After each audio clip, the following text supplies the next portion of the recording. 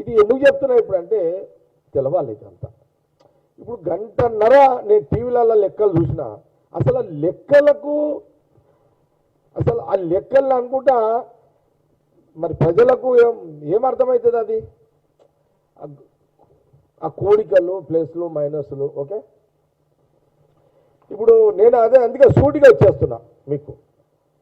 మీ family ఆ రోజు కాంగ్రెస్ ముఖ్యమంత్రులు జవహర్లాల్ నెహ్రూ తర్వాత వారు 16 సంవత్సరాలు వారు ప్రధానమంత్రిగా ఉండే,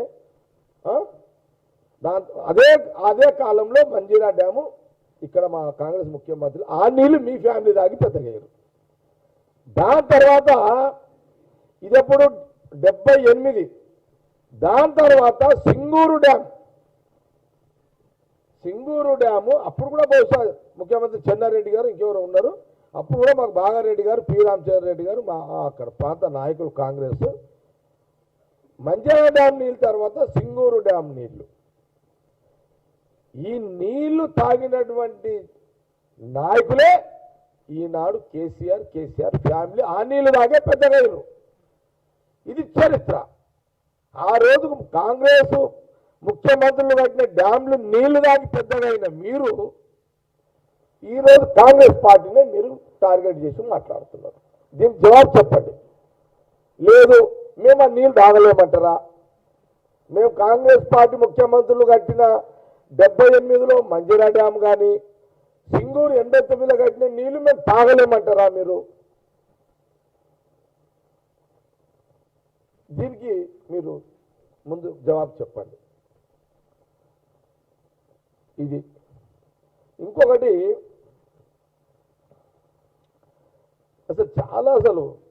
అసలు నేను ఈరోజు నేను చాలా మాటలు విన్నా, హరీష్ రావు మాటలు కూడా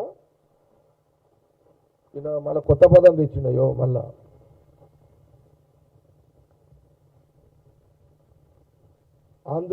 ఆంధ్రోళ్ళు మళ్ళా నీళ్ళు ఆంధ్రోళ్ళనే మాట తీసుకొచ్చింది. మళ్ళీ ఇది మళ్ళీ స్టార్ట్ చేసిన వీళ్ళు.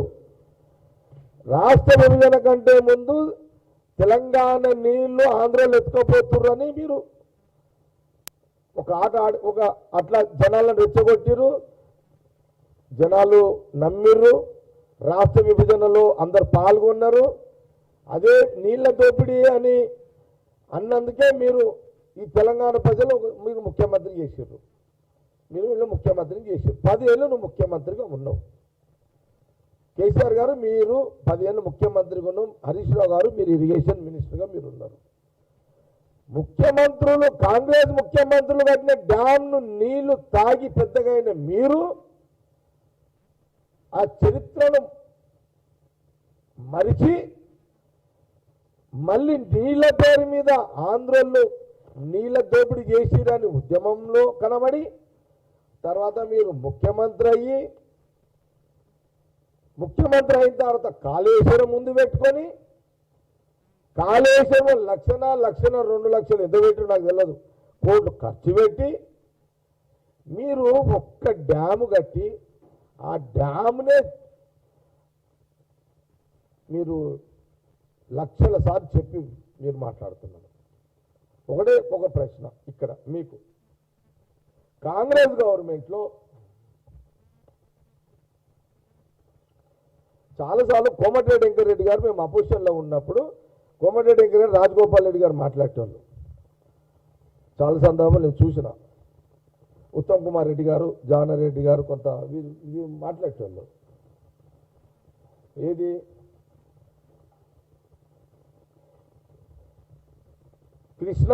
కృష్ణ వాటర్ మీద, ఇదే కృష్ణ మీద కల్వకుర్తి, నెట్టంపాడు, భీమా, కోయల్ సాగర్, ఎస్ఎల్బిసి పనులు 90% కాంగ్రెస్ హయాంలో పనులు అయ్యాయి. మరో 7,600 కోట్లు ఖర్చు చేస్తే బ్యాలెన్స్ ఈ ప్రాజెక్టులు పూర్తయితాయి. 10 లక్షల ఎకరాలకు నీరు అందుతుందన్నది 10 సంవత్సరాలు కేసీఆర్ గారు ముఖ్యమంత్రిగా ఉన్నారు. హరీష్ రావు ఇరిగేషన్ మినిస్టర్గా ఉన్నాడు. పదే ఆ రోజు మేము అపోజిషన్లో కూర్చున్నప్పుడు కూడా మళ్ళీ చెప్తున్న కోమటిరెడ్డి వెంకయ్య గారు, రాజగోపాల్ రెడ్డి గారు, లోపల బయట జానారెడ్డి గారు, ఉత్తమ్ రెడ్డి గారు, నల్గొండ జిల్లా నాయకులందరూ కూడా చాలా సందర్భాల్లో 7,600 కోట్లు రాజగోపాల్ రెడ్డి కూడా 7,600 కోట్లు మీరు ఇవ్వండి, దాదాపు 10 లక్షల ఎకరాలకు వస్తుంది. కృష్ణా మీద ఉన్నటువంటి కల్వకుర్తి, నెట్టంపాడు, భీమా, కోయల్ సాగర్ అండ్ ఎస్ఎల్బిసి పనులు 90% పూర్తయితే అని పదే కొట్లాడితే ఫస్ట్ టర్మ్ 2014 రాష్ట్రం తర్వాత ఆ సంపదని ఆయన మన ఎవరు కోమటిరెడ్డి వెంకరెడ్డిని సస్పెండ్ చేసి పడేశారు. ఇది మర్చిన వారిచ్చినావు. ఇది ఎందుకు చెప్పలేవు ఈరోజు నీ యొక్క ప్రజెంటేషన్లో? వెళ్ళకు వచ్చినందుకు నువ్వు సస్పెండ్ చేసేసినావు. మీరు 10 ఏళ్ళు మరి ఈ 7,600 కోట్లు 10 లక్షల ఎకరాలకు ఇవ్వాలని ఆ రోజు కాంగ్రెస్ ప్రతిపక్షం మాట్లాడినప్పుడు నీ జ్ఞానం ఏమైంది? ఆ రోజు ఈ తెలంగాణ బిడ్డలను ఈ ప్రాజెక్టులను యాదకు రాలేవా? దీనికి జవాబు లేదు. ఏం మాట్లాడుతుంది? దీనికి జవాబు ఏముంది? మోసం చేసినట్టు కదను 7,600 కోట్లు ఖర్చు పెట్టగా ఇన్ని 10 లక్షల ఎకరాల రైతుల భూమి ఇవ్వకుండా ఎంత పెద్ద మోసం చేసింది మీరు తెలంగాణ ప్రజలకు.